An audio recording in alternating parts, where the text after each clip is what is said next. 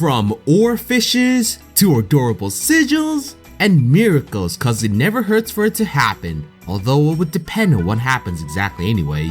Hello, Magi here, and welcome back to another episode of Interesting Touhou Facts, the series where I'll talk about facts from Touhou that I find either fun, unusual, or simply interesting. So without further ado, let's begin the Interesting Touhou Facts number 34. Number 5. When you see Conical, you might have noticed that big ass circle rope shit around her back, especially in the fan works when it gets parodied.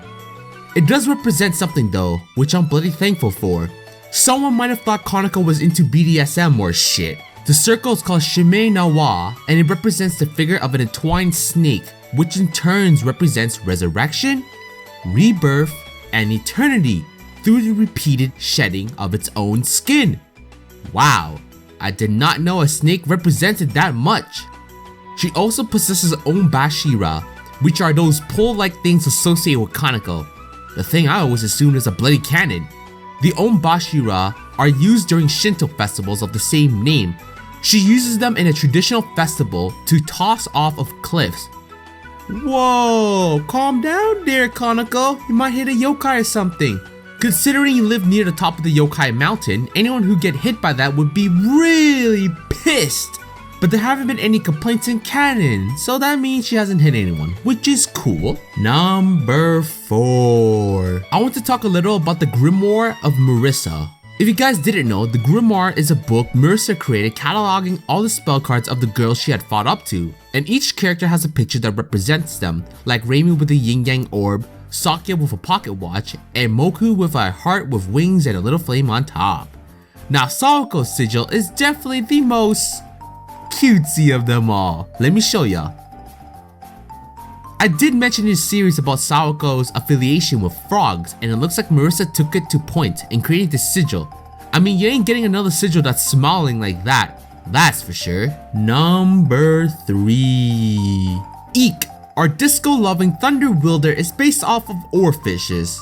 In Japanese, oarfishes are called Ryugu no Skai, which literally means messenger from the dragon's palace. In this case, a dragon is considered as a god of water. Her shawls and probably the long ribbons on her hat are apparently modeled after the shape of oarfishes, which have thin, elongated bodies and red fins. Let me show you a picture of an oarfish in real life. And comparing to Eek, there are resemblances.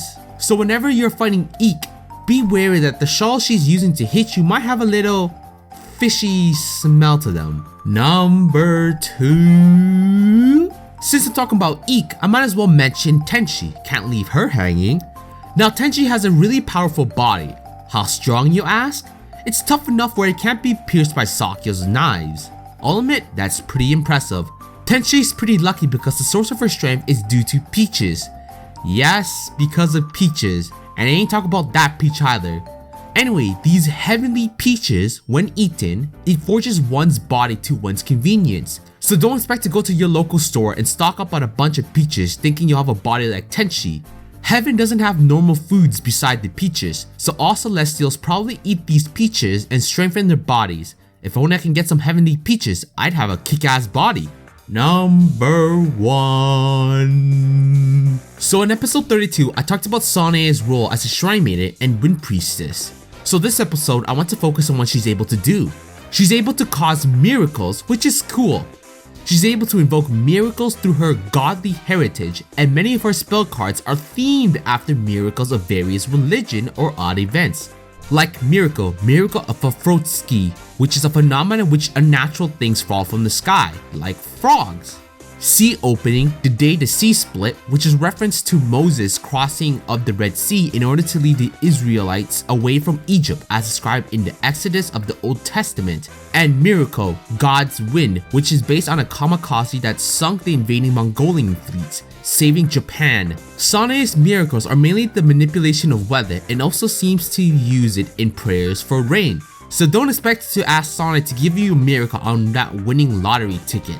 The miracles that she can evoke are not related to good or bad fortune. They are merely events that have a low chance of occurring. So like having snow during summer, I believe. Before invoking a miracle, she needs time to prepare it proportionally to how unlikely the miracle is. Simple ones can be invoked with a single word, while the most complex can take days. That sounds like work. Let's talk about her ability as a shrine maiden. Sonia is a shrine maiden, but of a different type to Reimu. Like Reimu, she is capable of summoning gods, granting her some of their powers. While Sonia relies on this ability much more than Reimu, she is only capable of summoning her patrons, Conical and Saoko. But I think 2 are good enough, wouldn't you say? But yeah, hopefully you guys enjoyed this episode. Which facts were your favorite? Are you glad to know that Conical's rope thing / Shimanawa was representing a snake with the whole eternal rebirth and resurrection deal? Would you like to try some heavenly peaches? Or do you think Sonia's miracle ability is pretty cool? If you guys enjoyed this video, please give it a like and subscribe. And like always, this is Magi and thanks again for watching.